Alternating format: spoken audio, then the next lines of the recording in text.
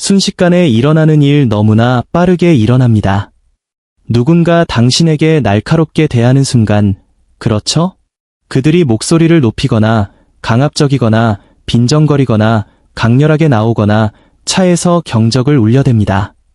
당신이 채 상황을 파악하기도 전에 당신은 헤드라이트 앞에 사슴처럼 얼어붙거나 그들에게 소리를 지르며 소란을 피우거나 아무 말 없이 외면하며 자리를 피합니다. 개인적으로 이 마지막 반응이 가장 굴욕적으로 느껴집니다. 그래서 저는 공격적인 행동에 대응하는 방법을 개발했습니다. 이 방법을 통해 당신은 침착함을 유지하고 단호한 한마디를 하여 자존감을 지키고 상대방 행동의 부끄러움을 그들에게 남겨둘 수 있습니다. 당신이 이 방법을 사용할 수 있다면 이런 사람들이 다시는 당신에게 시도하지 못하도록 강력한 신호를 보낼 수 있습니다. 왜 우리가 취약한가? 사실상 거의 모든 사람이 때때로 무례하고 적대적인 행동에 취약합니다. 여기서 저는 물리적인 공격성이 아닌 언어적, 감정적, 사회적 공격성에 대해 이야기하는 것입니다. 이는 익숙하더라도 당신을 흔들어 놓습니다. 이는 감정 조절 부전, 디스레귤레이션의 주요 방아쇠입니다. 일단 이런 일이 발생하면 냉정하게 생각하거나 어떻게 대응해야 할지 알아내는 것이 매우 어렵습니다. 항상 소리를 지르는 것만은 아닙니다. 때로는 압력을 가하거나 대화를 통제하거나 사실상 상대를 찍어 누르려고 하면서도 마치 토론인 것처럼 행동하는 경우도 있습니다.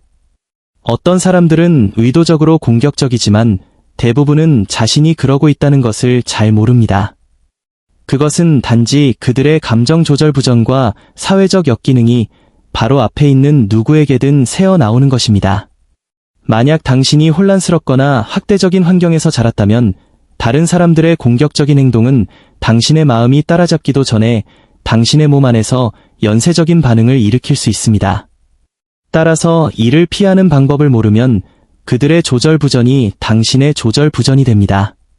그리고 당신이 얼어붙거나 아첨하거나 아무 일 없던 척하거나 폭발하는 횟수가 많아질수록 당신의 반응은 신경계에 굳어지게 되어 마치 당신이 통제할 수 없고 절대 바꿀 수 없는 것처럼 느껴지게 되지만 당신은 바꿀 수 있습니다.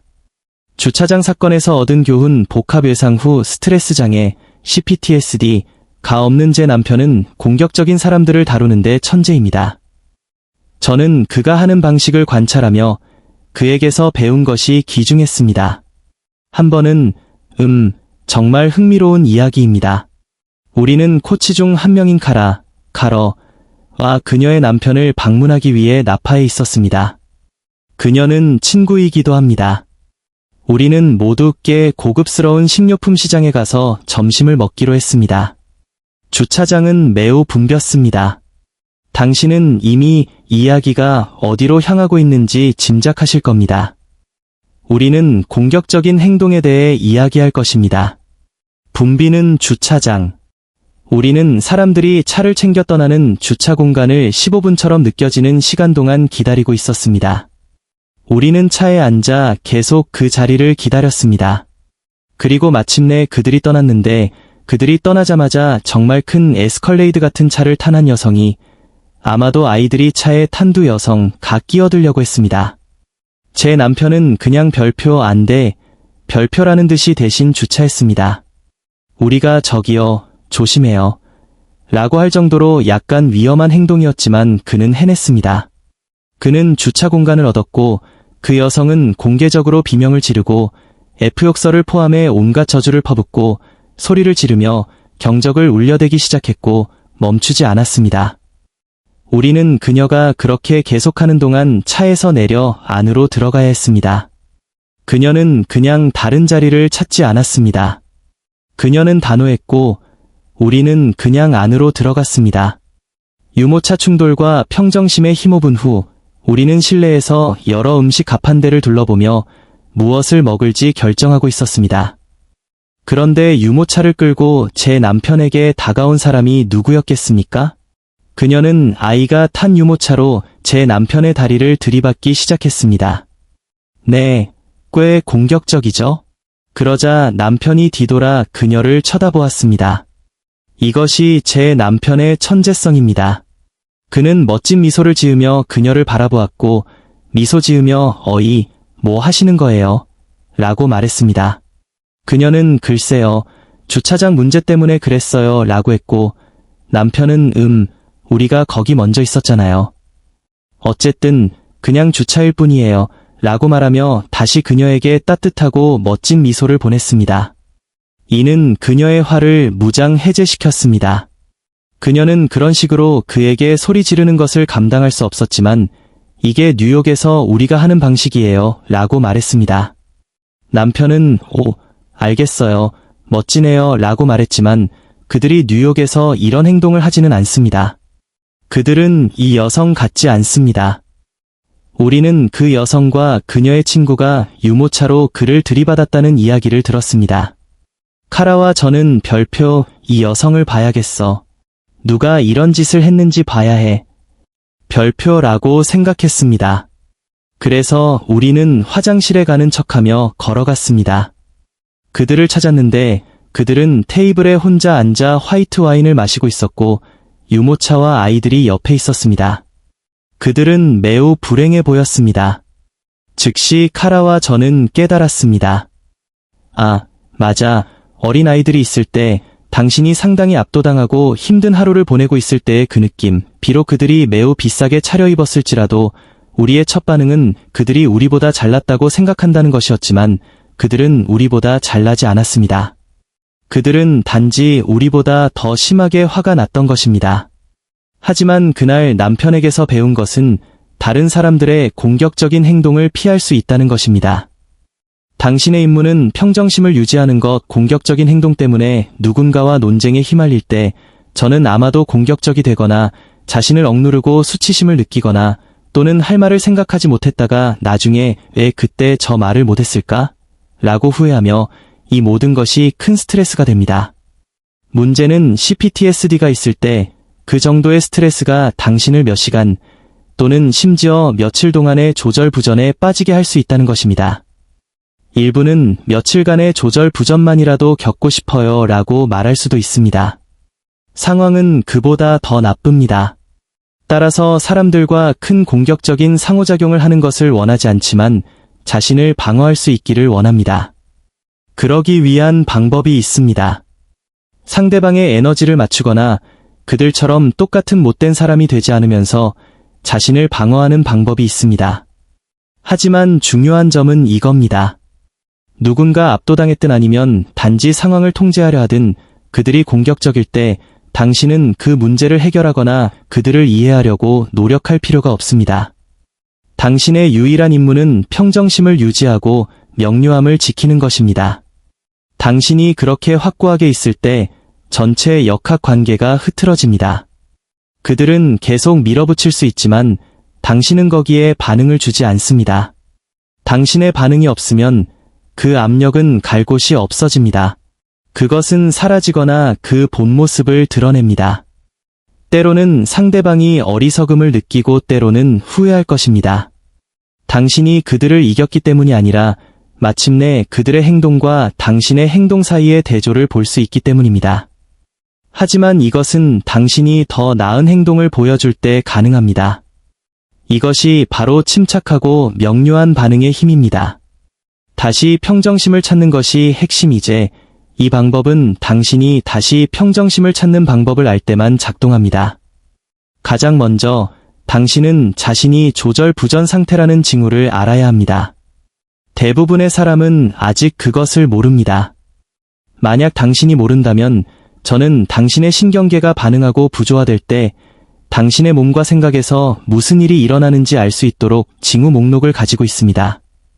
이것은 매우 흔한 트라우마 증상입니다. 저는 그 징후들의 링크를 설명 섹션의 가장 위에 있는 무료 다운로드인 조절부전의 징후에 넣겠습니다. 설명 섹션은 이 비디오 바로 아래에 있습니다.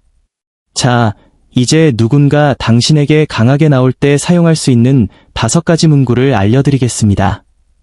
이기기 위해서도 무언가를 증명하기 위해서도 아닙니다. 단지 명료함을 유지하고 그들의 행동이 스스로 말하게 하기 위함입니다. 첫 번째는 그건 저에게 통하지 않을 거예요입니다. 딱 한 번만 말하세요. 침착하게 말하세요. 자세한 설명이나 태도, 변명 없이 그저 말려들기를 조용히 거부하는 것입니다. 두 번째는 좋아요. 할 말 하세요. 듣고 있어요. 라고 말하는 것입니다. 이는 분위기를 재설정합니다. 허세나 고조된 목소리에서 기운을 빼앗고 그들에게 인간적으로 이야기할 기회를 주거나 아니면 그들이 대화하고 싶지 않다는 것을 드러내게 합니다. 적어도 당신은 우위를 점하고 상황을 진정시킬 수 있습니다. 세 번째는 좋아요. 잠시 시간을 가져야겠어요. 라고 말할 수 있습니다. 이것은 당신 자신이 혼란에 빠지거나 조절부전 상태에 빠지기 시작한다고 느낄 때 사용합니다. 당신은 그들을 차단하는 것이 아니라 당신 자신을 관리하는 것입니다. 그리고 이것은 당신에게 여유 공간을 줍니다. 종종 이것만으로도 상황을 바꿀 수 있습니다. 당신이 스스로 고쳐야 할 무언가로 가볍고 솔직하게 말하는 것은 무장 해제 효과가 있습니다. 당신은 그들에게 변하라고 말하는 것이 아니라 당신이 변해야 한다고 말하는 것입니다. 그리고 이것은 그들이 촉발되어 반응하고 갈등이 확대되는 것을 막는데 도움이 될 수 있습니다. 네 번째는 잠시 멈춥시다. 명료하게 다시 돌아오고 싶어요. 라고 말할 수 있습니다. 좋게 들리죠? 당신은 도망치는 것도 아니고 휴식을 취하는 것도 아닙니다. 당신은 참여할 것임을 분명히 하지만 혼란 속에서는 아닐 것임을 말하는 것입니다.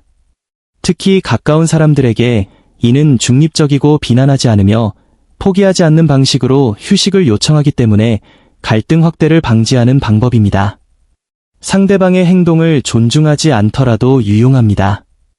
왜냐하면 갈등이 확대되면 당신에게 며칠간의 조절부전이라는 대가를 치르게 할 수 있기 때문입니다.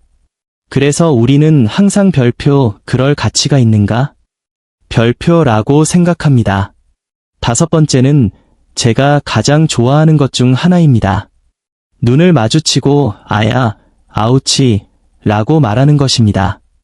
이것은 그들에게 매우 부드럽게 거울을 들이대는 것입니다. 비난하지 않지만 가장 덜 촉발시키는 방법입니다. 그리고 당신이 말다툼에 휘말리지 않고도 그들이 자신의 발언에 책임을 지게 만듭니다. 평정심이라는 초능력이 문구들 중 몇 가지를 암기하는 것은 당신이 꿋꿋이 버티고 심지어 속으로는 심장이 뛰고 무슨 일이 일어났는지, 무슨 말을 해야 할지 알아내려고 노력하는 중일 때도 멋지게 서 있을 수 있도록 도와줍니다.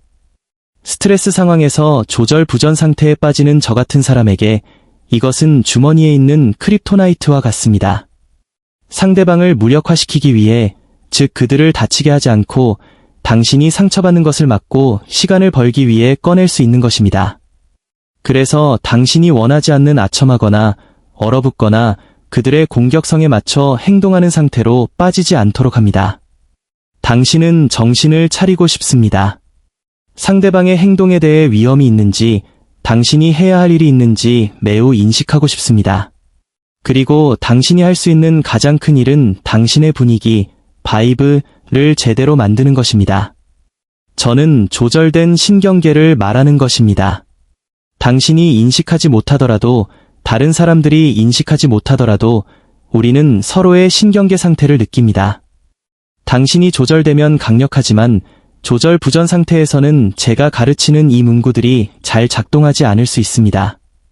왜냐하면 그들이 당신의 강력함을 약화시키는 초조한 상태의 느낌, 즉 신경계 분위기와 함께 나오기 때문입니다.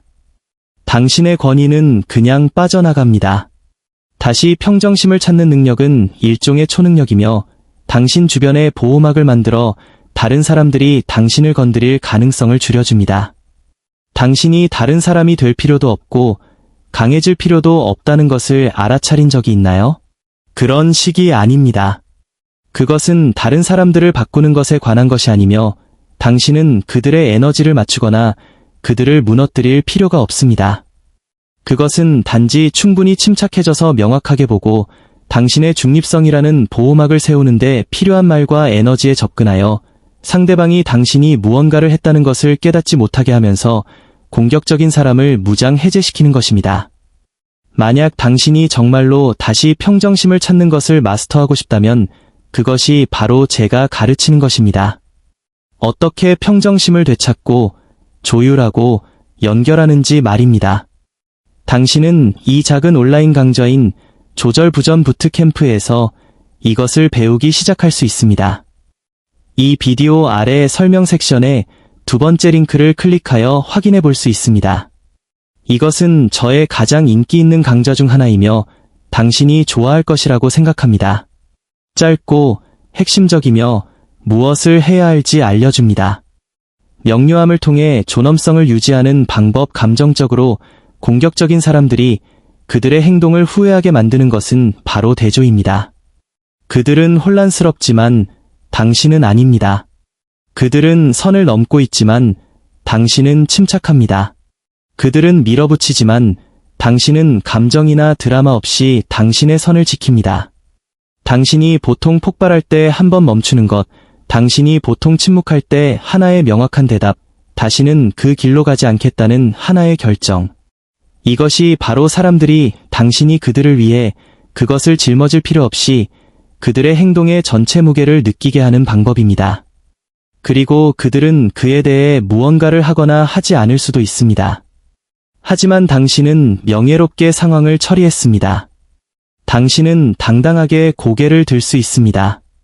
만약 공격적인 사람들이 계속 당신을 예상치 못하게 만들고 당신이 별표에 아무 말도 못했지? 별표라며 걸어나간다면 이제 당신은 사용할 수 있는 무언가를 가지게 되었습니다. 제가 드린 이 문구들을 적어두세요. 눈에 잘 띄는 곳에 두십시오. 긴장이 닥쳤을 때 당신이 혐오하는 대상으로 변하지 않을 것입니다.